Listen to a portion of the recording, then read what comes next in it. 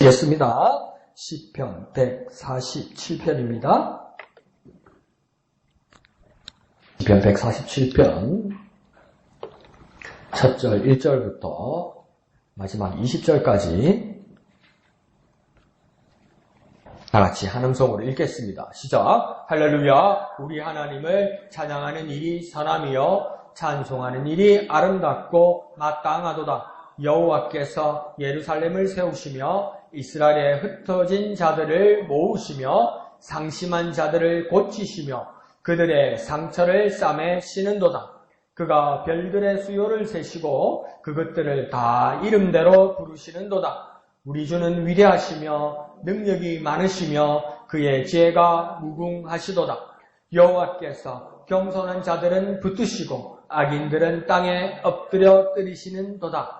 감사함으로 여호와께 노래하며 수금으로 하나님께 찬양할지어다. 그가 구름으로 하늘을 덮으시며 땅을 위하여 비를 준비하시며 산에 풀이 자라게 하시며 들짐승과 우는 까마귀 새끼에게 먹을 것을 주시는도다. 여호와는 말의 힘이 세다 하여 기뻐하지 아니하시며 사람의 다리가 억세다 하여 기뻐하지 아니하시고 여호와는 자기를 경외하는 자들과 그의 인자심을 바라는 자들을 기뻐하시는도다.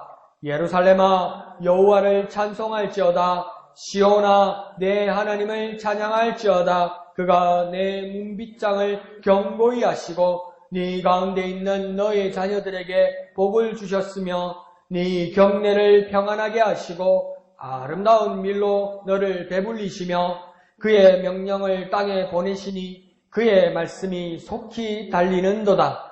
눈을 양털같이 내리시며 서리를 재같이 흩으시며 우박을 떡 부스러기같이 뿌리시나니 누가 능히 그의 주의를 감당하리요.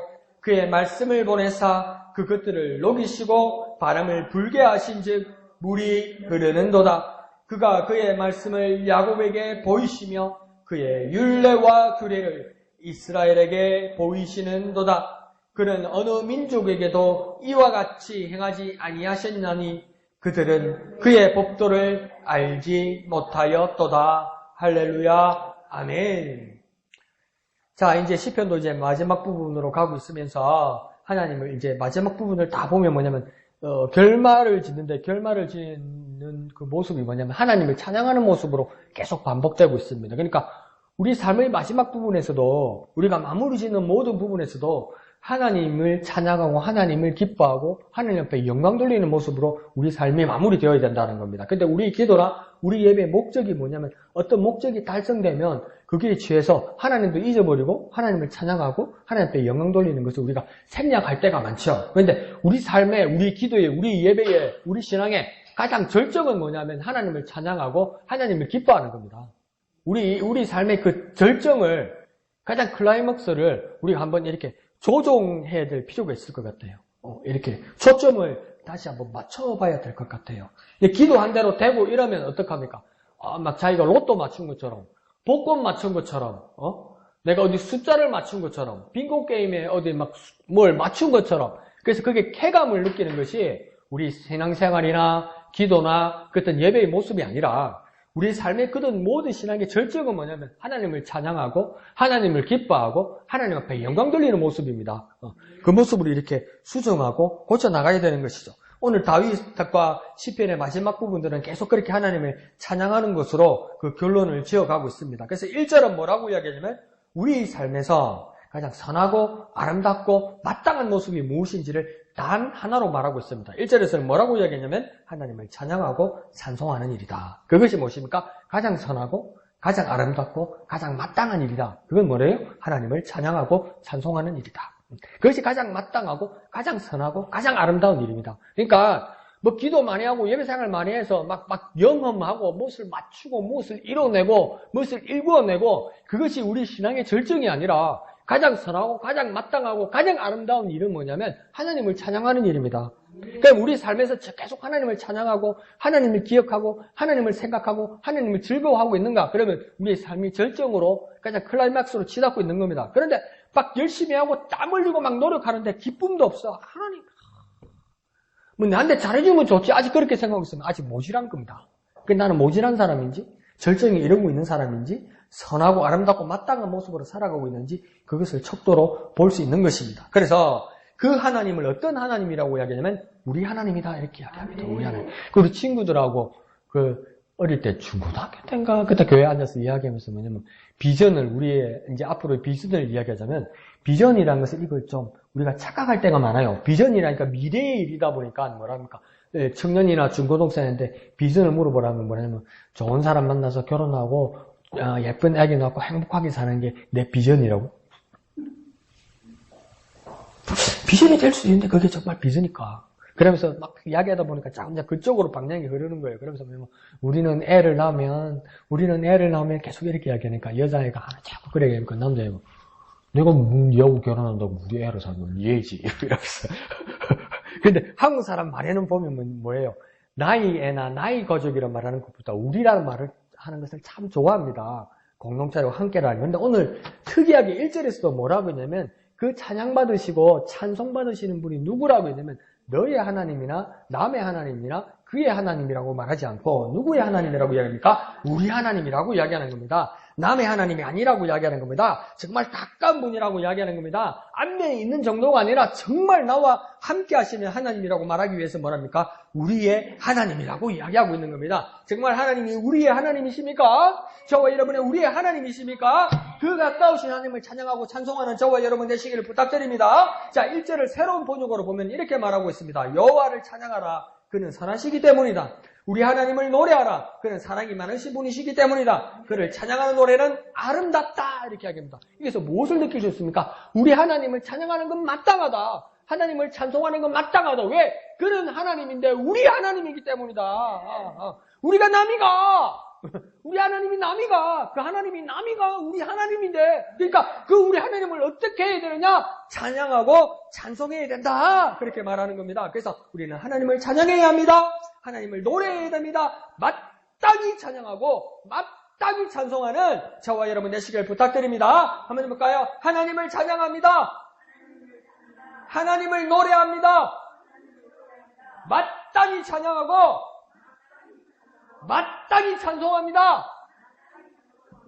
당근이지. 당연하지. 나는 하나님의 아들이기 때문에 나는 하나님의 딸이기 때문에 우리 하나님을 마땅히 찬양하지. 당연하지. 그 기쁨으로 하나님을 찬양하고 찬송하는 저와 여러분 되시기를 부탁드립니다. 자, 그러면서 2절부터는 이 하나님이 찬양 찬송 받으시기에 합당한 이유들이 지금 2절부터 6절까지 다 나옵니다. 그런데 뭐냐면 하나님이 여러 가지 일들을 하기 때문에 그 기쁨을 하나님 앞에 찬양 드릴 수밖에 없다는 겁니다. 그러니까 우리는 찬양하는 것밖에 없어요. 찬송하는 것밖에 없어요. 그런데 하나님은 뭡니까? 일하시는 하나님이라는 겁니다. 누구를 위해서요? 우리를 위해서 엄청나게 많은 일을 하십니다. 2절에는 뭐라고 이야기하냐면 세우시는 하나님이라고 얘기합니다. 무엇을 세우신다고 하니까 하나님의 도시 예루살렘입니까? 새로 지으신다는 겁니다. 하나님이 세우신 살렘 곧 평화의 도시가 무너질지라도 하나님 다시 세우신다는 겁니다. 우리를 위해서 다시 세우시는 하나님. 무너졌고 실망하고 절망의 자리, 죄가 있는 자리, 무너져서 폐허가 되어 있는 자리, 그 자리에서 하나님은 그 평화의 땅을 다시 세우시는 하나님이시라는 겁니다. 세우시는 하나님 믿으시길 바랍니다. 자, 그러면서 또 모으시는 하나님이라고 이야기하고 있습니다. 고아처럼 쫓겨 흩어진 자들을 집으로 다시 부르시는 하나님이라는 겁니다. 나간 자식, 들어오는 사람 안 말리고 나가는 놈 안 잡는다. 그런 하나님이 아니라 나는 아쉬운 거 하나도 없다. 이래 말하는 게 아니라 나는 자녀들이 많아서 니 하나 빠져도 괜찮다. 그런 하나님이 아니라 집 나간 자녀들, 흩어진 자녀들, 쫓겨난 자녀들, 유랑하는 자녀들, 그 자녀들이 고아처럼 쫓겨서 흩어진 자들, 그 자들이 다시 돌아오기를 기다리시면서 몸소 모으시는 하나님이라는 겁니다. 부르시는 하나님이라는 겁니다. 흩어지고 방황하는 그곳에 찾아오셔서 모으시고 부르시는 하나님이라는 겁니다. 내가 방황할 때, 내가 힘들어할 때, 내가 갈 곳 못 찾아 헤매고 있을 때 하나님 어디 계십니까? 그렇게 우리가 기도할 때 하나님 내가 여기 있다. 네가 어디 있냐고 부르시는 하나님이라는 겁니다. 아담과 하와를 하나님 언제 부르셨습니까? 죄 지었을 때 그랬어요. 부끄러워서 숨었을 때 그랬어요. 아담아 네가 어디 있느냐 하나님 부르세요. 우리가 비록 죄인일지라도 거룩하신 하나님 우리를 부르십니다. 우리를 모으십니다. 베드로가 뭐랍니까? 주여 나를 떠나서서 나는 죄인이로소이다. 그냥 오라고 따라오라고. 내가 너를 사람 낚는 어부가 되게 해주겠다고. 비록 우리가 죄인이라서 하나님을 떠나려고 할지라도 하나님 우리를 부르시고 모으시는 하나님을 깨달아 하나님께로 돌아가는 저와 여러분 되시기를 부탁드립니다. 하나님께로 돌아갑시다. 하나님이 부르시면 하나님이 모으시면 아멘하고 따라가는 저와 여러분 되시기를 부탁드립니다. 자, 그러면서 3절에는 어떤 또 하나님이라고 이야기하면 고치시는 하나님이라고 이야기합니다. 오랜 고난과 갈시와 핍박을 받은 우리의 마음을 위로하시는 하나님이라는 것입니다. 상처받아가지고 참 안타깝죠. 우리 신학교 있을 때 아주 훌륭한 그 교수님이 한 분이 있었어요. 근데 그분이 미국에서 유학해서 공부할 때도 한국 사람인데도 미국 학생들이나 그 현지 미국 교수님들이 아주 훌륭하다고 칭찬할 정도의 아주 훌륭한 사람이었어요. 그래서 신학교에서 학생들을 가르치다가 또 훌륭한 분이니까 어느 교회에서 미국의 어느 교회에서 그분을 청명회에 모셨어요. 근데 뭡니까 이게 뭐 어려운 일이 있어서 이분이 그 교회를 중간에 사임하게 되셨어요. 근데 그게 상처가 너무 컸던가 봐요. 그래서 우리를 가르칠 때도 정말 잘 가르쳐줘요. 다시 신학교로 오셨거든요. 다시 교수 돌아오신 때. 정말 잘 가르치세요. 근데 뭐냐면 꼭 수업을 한 1시간이나 50분을 하면 남은 5분은 뭡니까? 자꾸 신세 한탄을 합니다. 그게 지금 보니까 한 10년, 20년은 다 돼가는 건데 그때 내가 교회에서 상처받은 얘기를 계속합니다. 근데 처음에 들으면서 아이고 어떡할까 상처받았냐도 이제는 저도 머리가 크다 보니까 짜증이 나는 거예요. 지금 목사하다가 쫓겨나가지고 신학교 와서 교수하지만 우리는 목회지로 갈 사람인데 왜 자꾸 그런 막 죄송합니다. 그 재수없는 소리를 한다는 거죠. 자기는 안 돌아갈 자리냐 우리는 처음 갈 자리인데 근데 그 상처가 계속 반복되는 거죠. 계속. 근데 주님 오늘 뭐라고 하냐면 그를 고치신다는 겁니다. 그 마음을 위로하시고 그 마음을 바로잡아서 치료해 주시는 하나님이라는 것이죠. 하나님께로 우리의 상처받은 마음을 내놓아야 되고 그 상처가 계속 반복되면서 우리가 말하려 하고 그 상처를 막 토로하고 계속 비관적인 모습으로 마음으로 말을 하려고 할지라도 주님께서 그 바로잡으실 수 있는 분은 주님밖에 없다는 겁니다. 그렇게 치료하실 분은 주님밖에 없다는 겁니다. 그래서 주님 뭐 한다면 3절에 고치시는 하나님이라는 겁니다. 우리를 고칠 수 있는 분은 무엇입니까? 하나님밖에 없습니다. 자, 그러면서 고치시면서 또 싸매시는 하나님이라고 이야기하고 있습니다. 밖으로 터져버린 고통을 감싸고 회복시키는 하나님이라는 것이죠. 그러니까 뭐 어떤 분이 그렇게 말씀하셨어요. 어느 목사님이 막 목회를 하시면서 막 바쁘시고 막 개척하시면서 힘드시고 이러다 보니까 자기 자녀들을 돌볼 겨를이 없었던 것이죠. 그래서 5살 된 아들인데 잊어버렸어요. 아무리 찾아도 집에 오질 않아요. 그러니까 얼마나 애가 탑니까? 얼마나 속이 터집니까? 파출소에 신고해 넣어도 찾지를 못하고 해는 다 져가고 그 파출소는 요즘은 또 뭐 하루 지나야 받아준다면서요. 뭐 실종 신고 하루가 지나야 된대요. 그러니까 자진 가출인지 진짜 실종인지 그게 하루가 지나봐야 아는 거래요. 그래서 안 받아주는지 뭐 그런지. 그러니까 막 애가 타니까 이제 같이 모이는 친구 목사들 같이 막 기도하고 그 목사님 어머니 되시는 그러니까 애기의 할머니 되시는 분이 막 찾고 이래도 그 찾지를 못하는데 그 하나님께서 인도하셨겠죠. 할머니가 막 이렇게 찾다 보니까 이 손주가 옛날에 그게 많았잖아요. 우리 동네도 길 가에 뭡니까? 그냥 시멘트 블록 대강 만들어 놓고 그 하수구. 네? 그럼 그거 잘 빠지잖아. 애들 그 이불로 막 열어가 장난치고 이러잖아요. 시꺼먼 물이 나 하수구. 그게 애가 빠진 거예요. 그러니까 어떤 사람들이 이제 보다가 애가 후죽거리니까 어떤 사람이 건졌는데, 건지긴 건졌는데, 냄새가 너무 많이 나니까 애들을, 동네 애들이 건졌던가 봐. 동네 애들이 건져놓고 만지지를 못하고 쭉 보고 구경을 하고 있던 거예요. 그 할머니가 막 울면서 찾다가 그 손주를 거기서 찾은 거예요.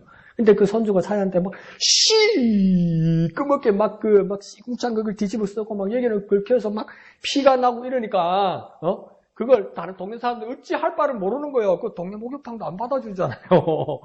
어찌 할 바를 모르는데 하나님인데 할머니가 그 손주를 보고 그 한복 그 치마 저고리 치마 이런 거 있잖아요. 옛날 할머니들. 그 바깥에 사람 많은데 뭡니까? 저고리 치마를 싹 뜯어가 다 풀어져가지고 그 손주를 칙칙칙칙 감아가 온다는 거예요. 싸매가지고 온다. 누구라서 그럴 수 있습니까? 내 새끼라서 그러는 거예요. 근데 동네 애들은 걔를 건져서도 만지지를 못해. 왜? 남이니까. 건져는 놨는데, 근데 이게 내 새끼니까, 그 여자의 몸인데, 그 할머니가 한복이라는 것이 얼마나 자기를 고상하게 하고, 자기를 막, 조신한 그 할머니가, 그냥 쏘고까지도 뭡니까? 다 풀어가지고 그 손줄을 칙칙칙칙 감아가지고 온다는 거예요. 싸매들하는 거죠. 하나님이 이와 같이 우리의 상처에 대해서 우리의 고통이 있고 우리의 들은 오물이 있거나 우리가 상처가 있을 때 하나님 어찌 아까 건져놓고 구경하는 하나님이 아니라 하나님 우리를 싸매시는 하나님이라는 겁니다. 무엇보다도 가장 급하게 우리를 싸매신다는 겁니다. 밖으로 터져버린 우리의 고통을 감싸고 회복시키는 하나님이라는 겁니다. 그래서 우리를 고치시며 싸매시는 하나님이다. 그 하나님을 잊지 않고 그 하나님을 바라보는 저와 여러분 되시기를 부탁드립니다. 자, 4절을 보니까 또 뭘 하신다고 이야기하냐면 별들의 수요를 세시고 계신다 이렇게 말합니다. 그러니까 우리가 별같이 수없이 많은 사람들 중에 하나라도 하나님은 뭡니까? 이미 지정하시고 일일이 다 알고 계시다는 겁니다. 그러니까 지금 우리 밤하늘에 보는 이 별들이 지금 우리 눈을 뜨니까 별이 반짝반짝하니까 비치는 게 아니고요. 우주가 너무나 넓어서 우주가 너무나 멀어서 어디서 어디까지인지를 모르잖아요. 그러니까 우리는 그냥 후르시 비치면 벽이 보이지만 그거 한번 실험해 보셨습니까? 밤에 손전등 가지고 밤하늘이 깜깜하잖아요. 그 밤하늘에다 손전등 딱 비치면 밤하늘이 하얗게 보입니까? 안 보이죠? 근데 어두운 벽을 비치면 보이죠? 그게 왜 그렇습니까? 빛도 속도가 있는 거예요, 속도. 그래서 그까지 도착하는데 시간이 너무 많이 걸리는 거예요. 그러니까 밤하늘에 비치는 별들은 당장 비치는 게 아니고 먼 옛날에 비치는 별들이 이제 보이는 거예요. 그러면 오늘 반짝하는 저 멀리 별 있잖아요. 그건 오늘 보이지 않아요. 그 언제 보일지 몰라요. 그 정도로 우주가 뭡니까? 정말로 깊고 정말로 넓은 거예요.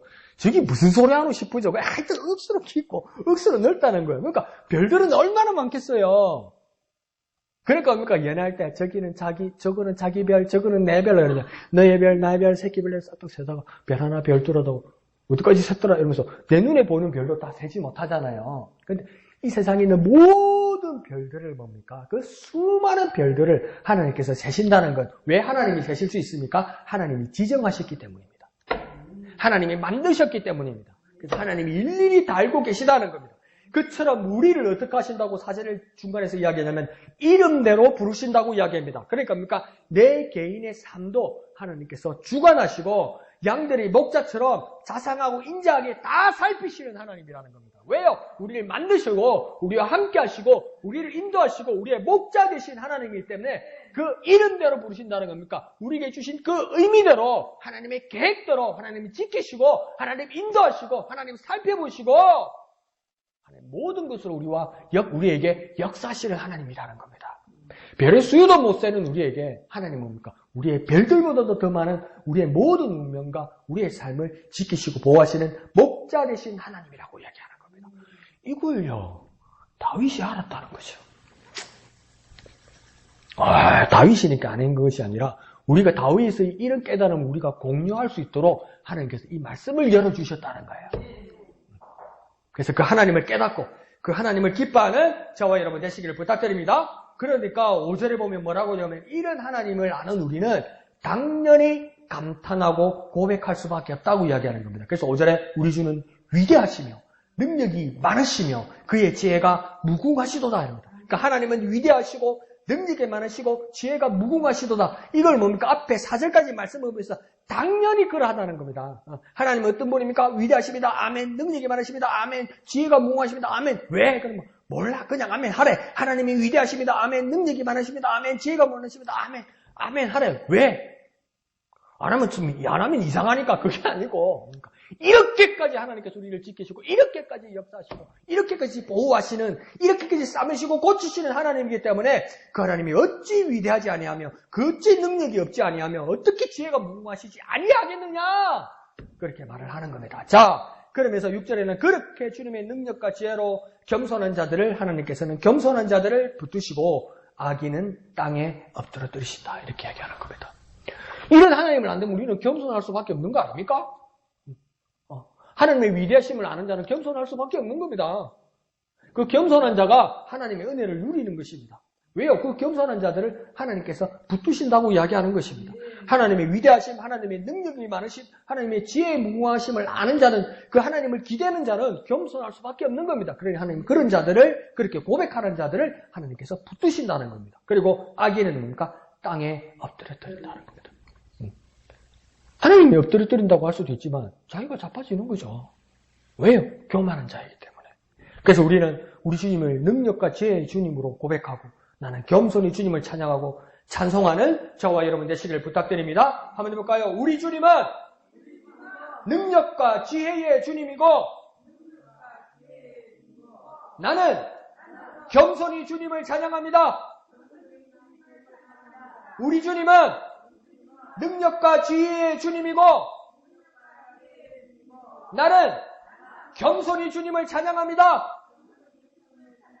그래서 그 주님의 위대하심, 능력 많으심, 지혜의 무궁하심을 누리는 저와 여러분 되시기를 예수님의 이름으로 축원드립니다. 자, 그러면서 7절로 이 하나님을 노래하며 찬양하는 방법을 이제 오늘 새벽에도 말씀해 주셨지만 오늘 본문에서 보면 7절로 하나님을 노래하며 찬양하는 방법 그 두 가지를 말하고 있습니다. 그 두 가지가 7절에 뭐라고 얘기하냐면 첫 번째 감사함으로 하나님을 노래하고 그 다음 무엇으로요? 수금으로 하나님을 찬양한다고 이야기합니다. 그러니까 다시 말하면 뭐냐면 내가 감격하고 감사하는 마음이 있어야 된다는 거예요. 하나님을 찬양할 때 감격과 감사하는 마음이 있어야 된다는 거예요. 그러니까 세상 사람도 그러잖아요. 노래방을 무슨 맨정신으로 가노? 한 잔 먹어야 노래가 나오지? 이러잖아요. 그러니까 내 감정이 조금 이렇게 빼야 된다는 거예요. 그럼 내가 하나님을 찬양하는데 지금은 찬양하는 시간이니까, 지금은 노래하는 시간이니까 이게 아니고 내가 찬양하고 찬양할수록 막 그 감격과 막 감사함이 막 넘쳐나는 그 마음과 함께 하나님을 찬양해야 된다 이 말입니다.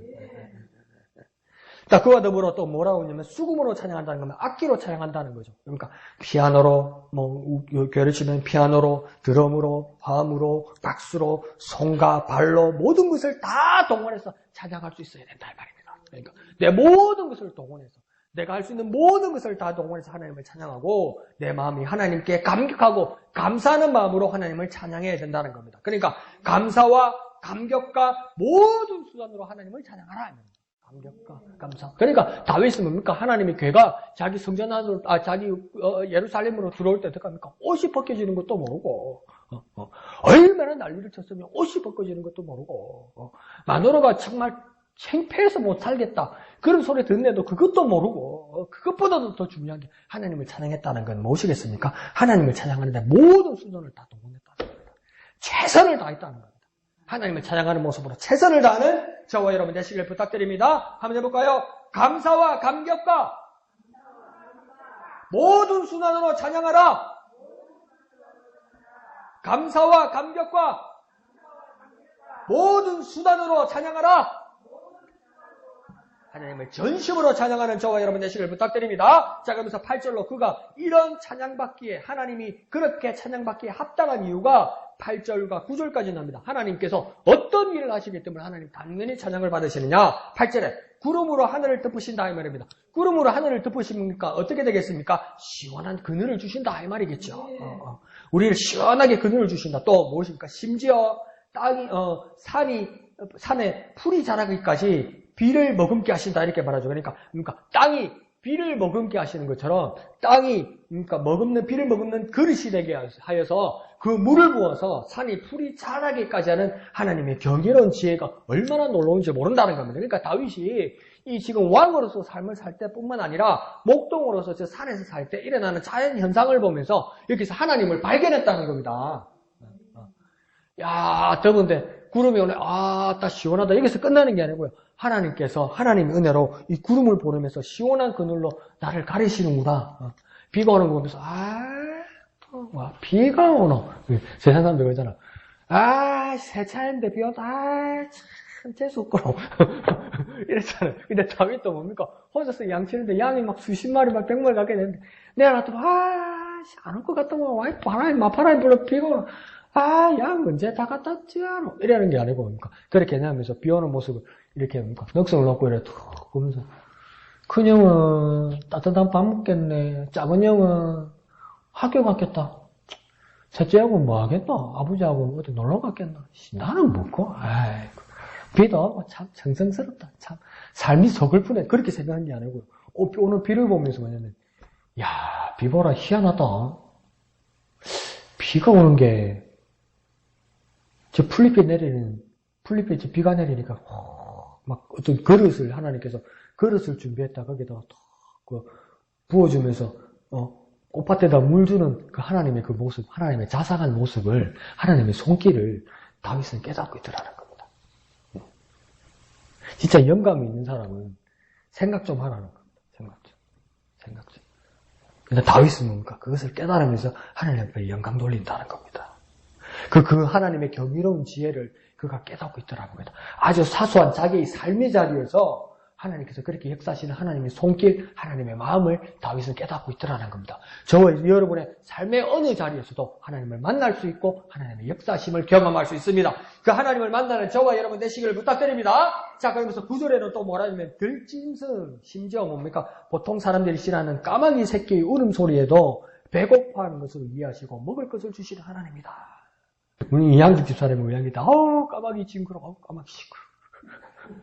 쓰레기차 빨리 안 가져가면 막 까마귀가 막 쓰레기 봉투를 뜯어가지고 막 먹고 막. 우리 동네 그 개 키우는 아주머니는 너무 집에 개밥도 주고 도둑고양이 밥도 주고 지하 어시장 가가지고 생선 대가리 얻어와가지고 까마귀 밥도 먹이고 동네가 시끄러워 못 살겠어요. 저녁 때 주면 막 검은색이 하늘을 덮어. 시끄럽기는 또 얼마나 시끄러워. 저는 징글징글해. 까마귀가 또 얼마나 커요. 까치보다 훨씬 크잖아요.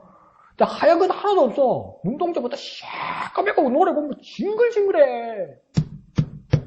나는 감당이 안 된다는 거죠. 근데 하나님은 무엇입니까? 그 까마귀 새끼 울음소리도 저 배고파서 그러는구나 그러면서 하나님께서 먹을 것을 주시는 하나님이라는 겁니다. 그러니 어찌 찬양하지 않겠습니까? 사람뿐만 아니라 온 세상이 어떻게 하나님을 찬양하지 않겠습니까? 모든 만물들이 어떻게 하나님을 찬양하지 않겠습니까? 하물며 가장 지혜롭고 가장 귀하게 지원받은 우리가 어떻게 하나님을 찬양하지 않겠습니까? 기뻐하며 하나님을 찬양하며 하나님의 기쁘신 마음을 깨닫는 저와 여러분 되시기를 부탁드립니다. 그래서 뭡니까? 날 위하여 십자가에 그러면서 뭡니까? 맨 끝에 어찌 찬양 안 할까 그러잖아요. 우리도 뭡니까? 어찌 찬양하지 않을까? 어찌 찬양 안 할까 하면서 하나님을 날마다 찬양하는 저와 여러분 되시기를 부탁드립니다. 자, 그리고는 10절 11절에서 경고하는 삶의 모습과 기뻐하심을 받은 자의 자세를 비교하고 있습니다. 경고하는 삶의 모습이 있고 하나님이 기뻐하심을 받는 자의 모습이 다르게 표현되고 비교되고 있습니다. 10절에 뭐냐면 이 사람들이 여호와 하나님을 제쳐두고 말의 힘, 뭡니까? 전차, 강한 부대의 힘을 의지하는 사람들이 있더라는 겁니다. 또 뭡니까? 그 뒤에 사람의 다리라는 강인한 힘을 가진 용사들의 자만과 그 모습을 의지하는 모습들이 있더라는 겁니다. 그런데 그 모습에 대해서 10절은 뭐라고 이야기합니까? 하나님이 기뻐하시는 일이 아니라고 이야기합니다. 이거 정말 당연한 소리 아닙니까? 하나님 앞에서 하나님이 살아계시다는 것을 다 아는 사람들 아닙니까? 이스라엘은 뭡니까? 하나님과 더불어 싸워서 이겼다는 사람 아닙니까? 하나님과 맞짱 떠서 싸웠다는 이야기도 있지만 하나님과 더불어 싸워서 이겼다는 건 뭡니까? 앞으로 하나님은 무조건 우리 편이라는 겁니다. 내가 누구하고 싸울지라도 하나님은 우리 편이라는 겁니다. 그래서 하나님이 장담했습니다. 우리가 적들이 우리에게 쳐들어올 때 하나님 뭐라고 합니까? 너희가 두려워하지 말 것은 전쟁은 나 여호와께 속한 것이라고 말씀하셨습니다. 이 말은 뭡니까? 난 너 편이야 이 말 아닙니까? 그런 하나님을 아는 사람들이 예수 그리스도로 말미암아 하나님을 아버지라고 부를 수 있는 하나님의 자녀들이 하나님이 있다는 것을 분명히 아는데 그 하나님을 제쳐두고 하나님 앞에서 그 하나님을 따돌리고 다른 것들과 다른 이들을 의지하는 것 아닙니까? 이것이 어떻게 하나님을 기뻐하시는 일이냐 이거 말입니다. 당시가 우리 아버지를 놔두고 옆집에 박씨 아저씨가 한 번씩 맛있는 거 사준다고 그래가지고 우리 아버지가 옆에 있는데 박씨 아저씨 보고 아버지 하는 거하고 똑같은 거예요 이게. 이런 후레가 어디 있어요? 이런 후레가. 기뻐하시지 않는 일. 하나님이 계신 건 아는데 행동이 하나님이 없는 것처럼 행동하는 것. 하나님이 분명히 와 계시는 것까지 아는데 이게 임재하시는 것까지 아는데 나와 함께 하시는 것까지 아는데 다른 것을 뻔히 두고 다른 것을 의지하는 것. 그건 뭡니까? 하나님을 따돌리는 거. 세상 말로 애들 말로 하나님을 왕따시키는 거. 그래서 하나님이 기뻐하시지 않는 일이라고 이야기하는 겁니다. 자, 11절에는 오히려 무엇입니까? 하나님을 경외하고 하나님의 인자심을 바라는 자들을 기뻐하신다 이렇게 말하는 거예요. 그러면 하나님을 기뻐하신 자가 되기 위해서는 어떻게 해야 됩니까? 하나님을 경외하고 뭡니까? 하나님을 사랑합니다.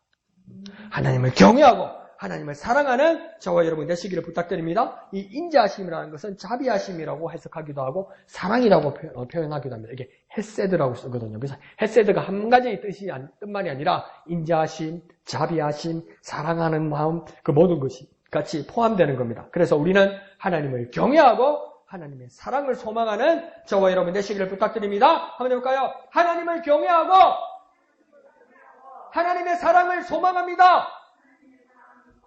하나님을 경외하고 하나님의 사랑을 소망합니다. 그렇게 하나님을 바라는 저와 여러분 되시기를 부탁드립니다. 하나님의 기뻐하심을 받는 저와 여러분 되시기를 부탁드립니다. 그러니까 12절 이후로 독려합니다. 뭐라고 합니까? 찬송할지어다, 찬양할지어다. 그러니까 하나님을 경외하고 하나님의 사랑을 소망하는 방법이 뭐냐? 다시 돌아갑니다. 그게 무엇입니까? 하나님을 찬송하고 하나님을 찬양하는 겁니다. 하나님을 경외하는 방법이 무엇입니까? 하나님의 사랑을 소망하는 구체적인 방법이 무엇입니까? 하나님을 찬양하고 하나님을 찬송하는 것입니다. 내 찬송 가운데 하나님을 경외하고 내 찬송 가운데 하나님을 사랑하는 것입니다. 그 소망 가운데 살아가는 저와 여러분 되시기를 부탁드립니다. 한번 해볼까요? 하나님을 찬송하고 하나님을 찬양합니다. 하나님을 찬송하고 하나님을 찬양합니다. 그래서 하나님을 경외하고 하나님의 사랑을 소망하는 저와 여러분 되시기를 부탁드립니다. 그러면서 13절에는 우리는 찬양하고 노래하는 일이 다입니다. 그런데 하나님은 이렇게 많은 일들을 하신다고 13절 이후로 또 말씀합니다.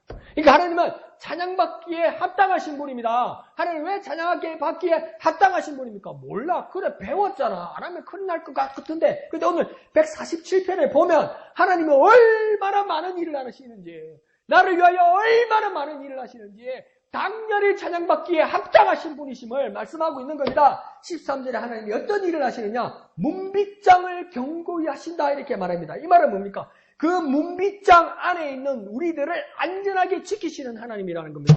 우리를 지키시기 위해서 문빗장을 치르고 아무도 적들이 못 들어오게 하면서 하나님 그 안에서 우리를 지키시는 하나님이라는 겁니다. 안 밖으로 지키시는 하나님이라는 겁니다. 문빗장을 치고 밖에서 적들이나 맹수들이 못 오도록 물리치는 하나님과 더불어 문빗장 안에 있는 우리를 위하여 필요한 것들을 채우시는 하나님, 그 하나님이 무엇입니까? 문빗장을 견고히 하시고 우리를 지키시는 하나님이라는 겁니다. 그 하나님이 당연히 하나님이 찬양받으실 하나님이라는 것이죠. 합당하신 하나님이라는 것이죠. 그리고 뭐라고 이야기합니까? 우리의 자녀들에게 복을 주시는 하나님이라고 이야기합니다. 이게요, 원하든 원하지 않든요. 저와 여러분들이 부모님이 되었다는 건요. 그것은 뭡니까? 원하든 원하지 않든 경지에 이르게 된 겁니다. 다른 사람들보다는 경지에 이르게 된 겁니다. 원하든 원치 않든. 한 단계 경지에 이르게 된 겁니다. 그걸 왜 그렇습니까? 나보다도 자녀가 우선이 되는 거죠. 어떨 때? 많을 때. 나보다도 내 자녀가 우선이 되는 거죠. 내 새끼를 낳는데 아직도 내가 우선이면 조금 문제가 있는 거예요. 자식을 한 번 더 낳아보든지 술을 내야 되는 거예요. 그런 사람들도 오늘 뉴스 보면서 또 보니까 막 애기 엄마가 5살째 애를 막 병원 응급실에다가 업고 왔어요. 우리 애가 숨을 안 쉬어요. 우리 애가 숨을 안 쉬어요. 20분 동안 심폐소생술을 했는데 그 5살짜리 애가 죽었어요. 못 살리고. 그래 의사들이 보니까 이상하다. 애가 왜 젖었지? 그래서 몸을 보면 이상하다. 왜 온몸이 멍이지? 엄마가 범인이야. 엄마가 애를 때렸어. 말 안 듣는다고 여행용 가방 있잖아요. 캐리어. 거기다 자꾸로 잠궈가지고 놀았어. 애가 숨을 못 쉬고 죽었어. 그러니까 뭡니까? 이년이 어디서 자는 척 하냐면서 또 깨라고 물을 갖다 부어버렸네. 말이 안 되죠. 말이 안 된다는 것을 아는 여러분이 경지에 오른 부모라고. 왜 그렇습니까? 보통의 어머니들은, 보통의 아빠들은 뭡니까? 나보다도 내 자녀가 우선이야. 네, 어느 순간에. 나보다도 더 귀한 내 자녀에게 하나님이 뭐 한다고 이야기합니까? 내 자녀에게 복을 주시는 하나님이라고 이야기합니다. 어이씨, 그건 내 건데. 이러는 엄마 아빠 있나? 우리 아들, 딸이 복 받으니까, 어이씨, 그건 내 건데. 이상한데, 그러면 엄마 아빠는. 내가 못 받아도, 내가 못 가져도 우리 자녀가 가지게 되면 기뻐하는 거. 그게 우리에겐 정말 약점이면서도 우리 부모님들에겐 경지인데, 뭡니까? 나는 못 가져도, 나는 못 받아도 우리 자녀에게 하나님 주신다면 내가 가진 것보다 더 기쁨이 되는 것. 하나님은 그걸 알고 계셔서 뭐라고 이야기하냐면 자녀들에게 복을 주시는 하나님이라는 거예요. 어떻게 찬양하지 않을 수 있냐는 거예요, 하나님은. 찬양받기에 합당하신 하나님이라는 거예요. 놀랍지요? 이거 오늘 이거 13절 끝에 이거 하나만 알아도 하나님 백날도 찬양할 수 있을 것 같아요, 지점이 집사님. 내 새끼를 그렇게 복 준다면 하나님 나는 평생 목배 하나만 입고 다니고 쓰레빠 신고 다녀도 나는 하나님 죽으라고 내가 찬양하겠습니다. 그렇죠? 하나님 근데 너 자녀에게 복을 줄게 그러는 거예요. 그러면 나보다도 내 자녀가 먼저면 나는 그 하나님 진짜 찬양할 수 있다는 거죠. 그런 하나님이라는 거예요. 그것을 알게 하기 위해서 여러분 부모님이 되셨다는 거예요. 복입니다. 뭐랍니까? 외수 새끼 키한다고 내가 얼마나 고생했는데. 그게 복이라고 주님 말씀하십니다. 복이라고 말씀하십니다.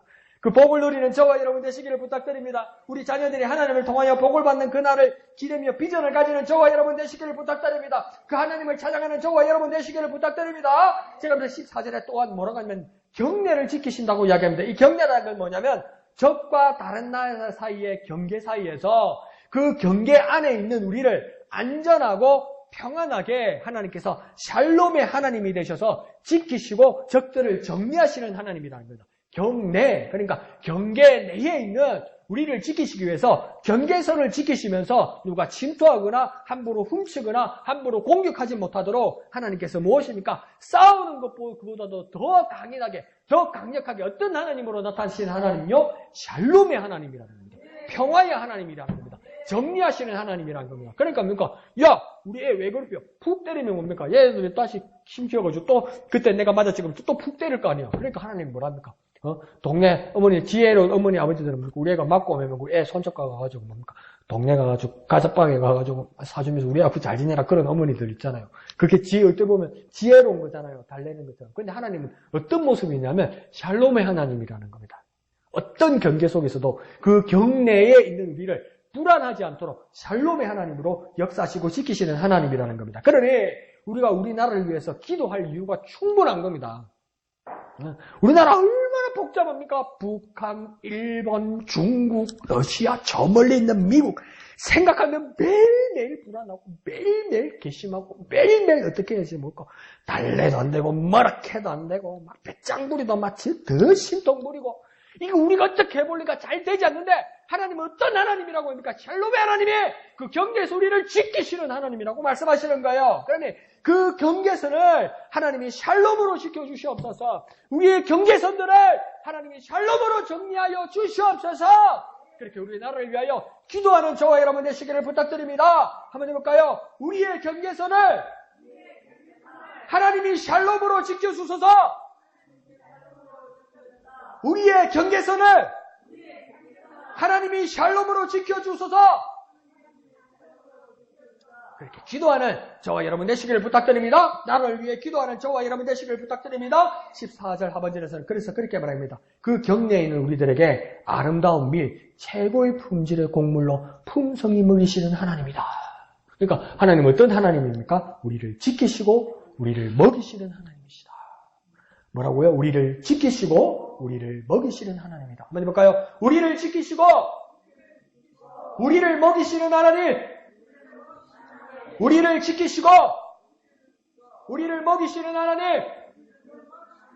그 하나님을 깨닫고 그 하나님을 의지하는 저와 여러분 되시기를 부탁드립니다. 자, 그러면서 이제 15절에서 18절까지는 그 보이지 않는 하나님의 것을 마치 훤히 보이는 그림으로 영적인 생애를 보이는 것으로 이렇게 그림처럼 이렇게 잘 표현하면서 말씀하고 있습니다. 그러면서 15절에 하나님께서 무엇을 하신다고 이야기하냐면 명령을 땅에 보낸다 이렇게 이야기합니다.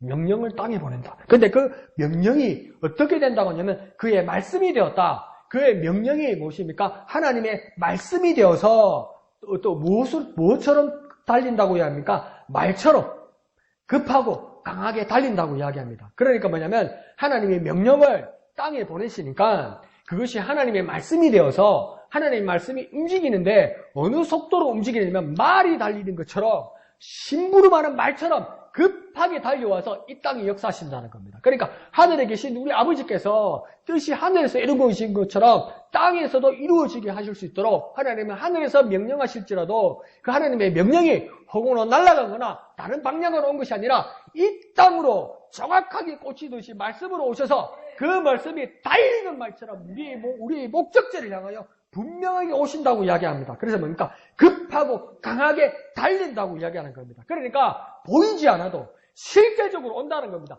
영적인 말씀이라는 것은 보이지 않지만은 그건 실제적이라는 겁니다.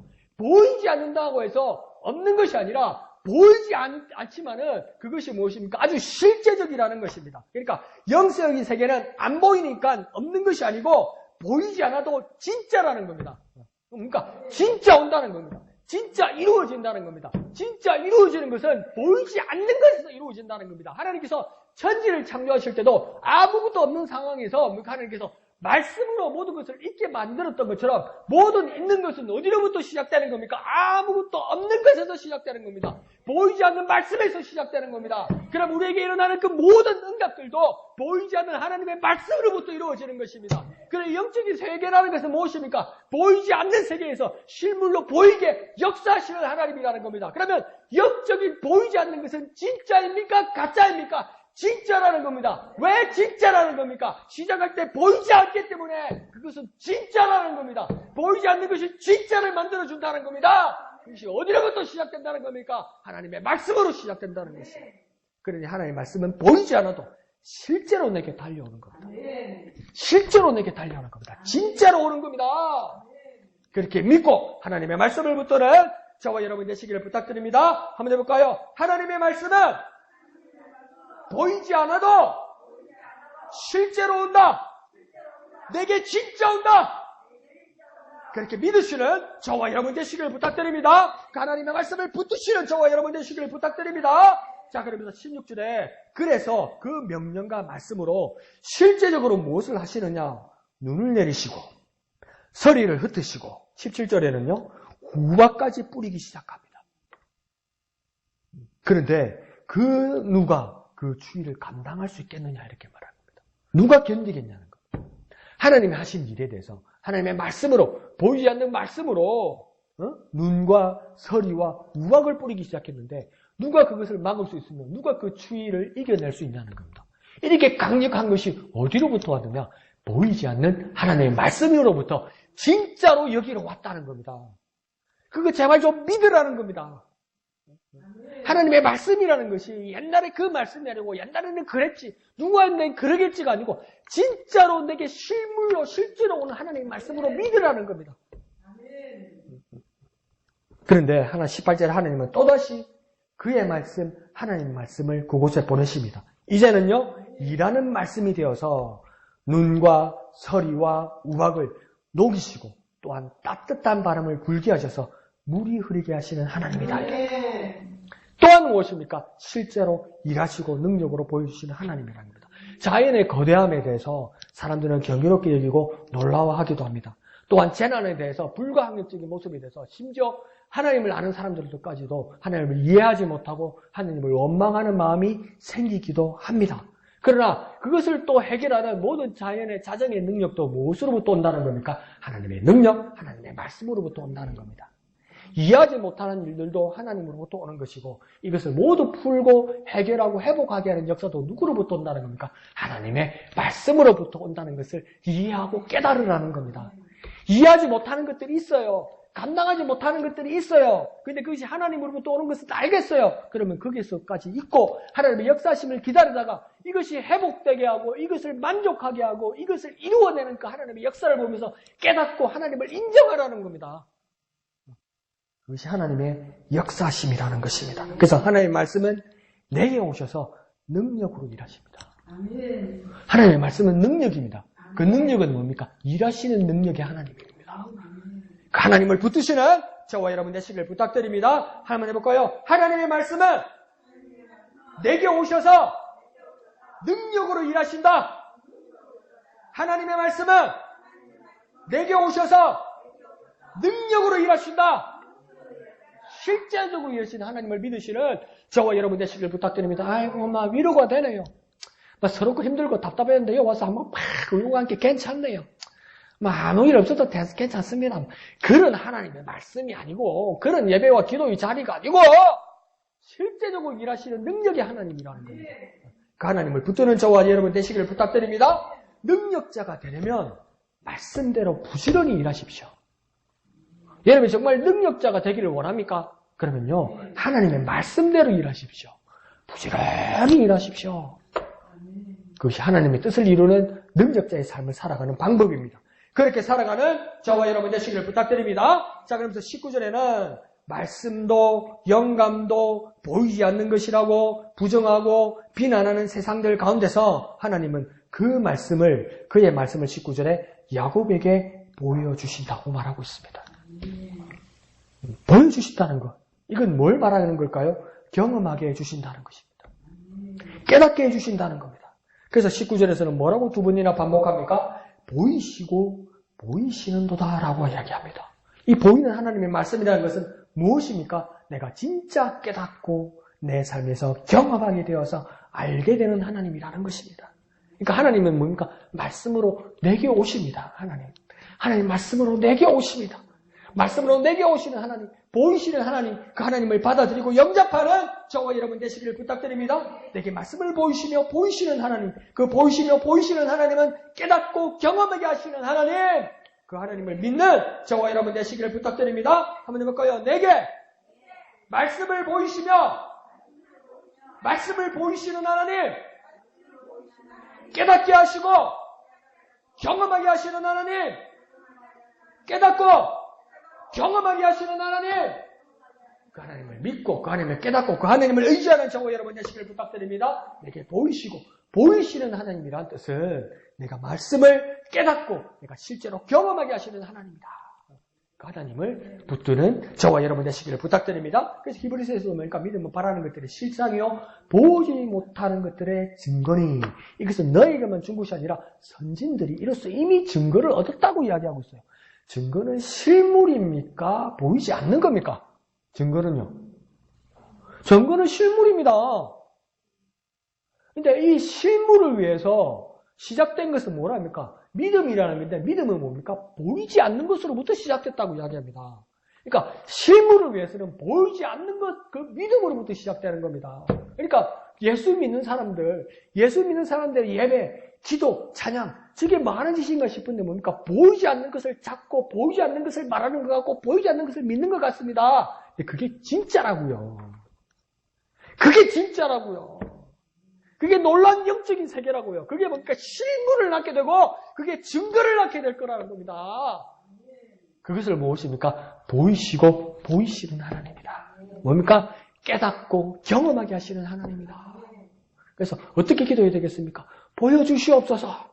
깨닫게 하여 주시옵소서. 경험하게 하여 주시옵소서. 그렇게 간절히 기도하는 저와 여러분 되시기를 부탁드립니다. 그런데 마지막 20절에서 뭐라고 합니까? 그런데 아무나 이렇게 말씀을 보이시는 것은 아니라는 겁니다. 아무한테나 그렇게 보여주시는 건 아니라고 이야기하는 겁니다. 그들은 무엇입니까? 다른 이방들은, 어느 민족들은 무엇입니까? 하나님의 법도를 알지 못하기 때문에 볼 수도 없고 깨달을 수도 없고 경험할 수도 없다고 말하고 있습니다. 그러면 우리는 어떻게 기도해야 되겠습니까? 말씀이 보이게 하여 주옵소서. 말씀을 깨닫게 하여 주옵소서. 말씀을 실물로 경험하게 하여 주시옵소서. 그렇게 간절히 기도하는 저와 여러분 되시기를 부탁드립니다. 한번 해볼까요? 하나님의 말씀이 보이게 하소서, 깨닫게 하소서, 경험하게 하여 주옵소서. 하나님의 말씀이 보이게 하소서, 깨닫게 하소서, 경험하게 하소서. 그렇게 간절히 기도하는 저와 여러분 되시기를 부탁드립니다. 하나님의 말씀이 보이게 하소서, 깨닫게 하소서, 경험하게 하소서. 그렇게 나에게 역사하소서. 실물로, 증거로 역사하여 주시옵소서. 능력의 삶을 살아가게 하여 주시옵소서. 말씀대로 부지런히 순종하게 하여 주시옵소서. 그렇게 살아나가는 저와 여러분 되시기를 예수님 이름으로 축원드립니다. 다 같이 찬송하신 후에 기도하도록 하겠습니다. 주 예수 크신 사랑 늘 말해주시오. 나 항상 듣던 말씀 또 들려주시오. 저 벨지 않던 천국 주 예수 계신 것 나 밝히 알아듣게 또 들려주시오. 나 항상 듣던 말씀 나 항상 듣던 말씀 주 예수 크신 사랑 또 들려주시오. 주 예수 나를 위해 이 세상 오셔서 날 구속하신 은혜 말하여 주시오. 나 같은 사람 위에 주 보혈 흘렸네. 이 복스러운 말씀 또 들려주시오. 나 항상 듣던 말씀 나 항상 듣던 말씀 주 예수 크신 사랑 또 들려주시오. 이 세상 헛된 영화 날 미혹할 때에 주 예수 크신 사랑 늘 들려주시오. 천국의 빛난 영광 주의 내비칠 때 주 예수 크신 사랑 또 들려주시오. 나 항상 듣던 말씀 나 항상 듣던 말씀 주 예수 크신 사랑 또 들려주시오. 아멘. 이 시간 기도하실 때 하나님의 말씀이 보이게 하여 주옵소서. 깨닫게 하여 주시옵소서. 경험하여 주옵소서. 내게 실물로 내게 증거로 역사하여 주시옵소서. 주님의 이름 크게 한번 부르고 다 같이 기도하겠습니다. 주여. 보이지 않는 하나님의 말씀이 보이게 하여 주시옵소서. 말씀이 깨닫게 하여 주옵소서. 말씀을 경험하게 하여 주옵소서. 실물로 증거로 역사하여 주시옵소서. 내게 말씀을 깨닫게 하여 주시옵소서. 경험하게 하여 주시옵소서. 보이게 하여 주시옵소서. 주여 친히 내게 역사하여 주셔서 하나님의 말씀을 보이게 하여 주옵소서. 깨닫게 하여 주시옵소서. 경험하게 하여 주시옵소서. 내가 하나님을 찬양합니다. 하나님을 찬양하는 가운데 하나님을 찬양하는 가운데 하나님을 경외하는 가운데 하나님을 높여드리는 가운데 하나님의 말씀이 보이게 하여 주시고 깨닫게 하여 주시고 경험하게 하여 주시옵소서. 주님을 의지하오니 주님 친히 역사하여 주시옵소서. 주님 친히 역사하여 주셔서 주님의 말씀을 깨닫게 하여 주옵소서. 주님의 말씀이 보이게 하여 주옵소서. 주님의 말씀을 경험하게 하여 주옵소서. 보이지 않는 하나님의 말씀이 내게 실물로 증거로 드러나게 하여 주시옵소서. 주님을 의지하오니 역사하여 주시옵소서.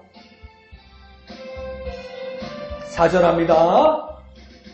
이 세상 헛된 영화 날 미혹할 때에 주 예수 크신 사랑 늘 들려주시오. 천국의 빛나 영광 내 눈에 비칠 때 주 예수 크신 사랑 또 들려주시오. 나 항상 듣던 말씀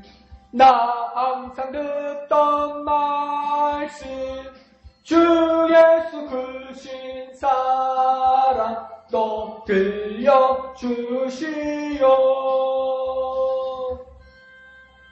하나님 아버지 감사합니다. 우리가 하나님을 찬양하기를 원합니다. 하나님을 노래하기를 원합니다. 우리를 위하여 일하시는 하나님을 마땅히 찬양하고 마땅히 찬송하기를 원합니다. 우리의 찬양과 찬송을 기뻐 받아 주시옵소서. 우리가 하나님을 경외함으로 찬양하는 가운데, 우리가 하나님을 즐거워하며 찬양하는 가운데 하나님의 말씀이 내게 달려오는 말씀이, 그 영적인 말씀이 내게 보이게 하여 주시옵소서. 그 말씀을 깨닫게 하여 주시옵소서. 그 말씀을 경험하게 하여 주옵소서. 내게 실물로, 내게 증거로 역사하여 주시옵소서. 온전하신 하나님을 바라보며 그 하나님을 경험하는 우리가 되게 역사하여 주시옵소서. 모든 것을 감사드리며 거룩하신 예수님의 이름으로 간절히 기도하옵나이다. 아멘. 하늘에 계신 우리 아버지의 이름을 거룩하게 하시며 아버지의 나라가 오게 하시며 아버지의 뜻이 하늘에서와 같이 땅에서도 이루어지게 하소서. 오늘 우리에게 일용할 양식을 주시고 우리가 우리에게 잘못한 사람을 용서하여 준 것 같이 우리 죄를 용서하여 주시고 우리를 시험에 빠지지 않게 하시고 악에서 구하소서. 나라와 권능과 영광 영원히 아버지의 것입니다. 아멘. 주님 감사합니다. 주님 감사합니다. 주님 홀로 영광 거두어 주시옵소서. 하나님을 찬양합니다. 하나님을 노래합니다. 내 전심으로 하나님을 찬양합니다. 기뻐 받아 주시옵소서. 내게 오는 하나님의 말씀이 보이게 하여 주시옵소서. 하나님의 말씀을 깨닫게 하여 주시옵소서. 하나님의 말씀을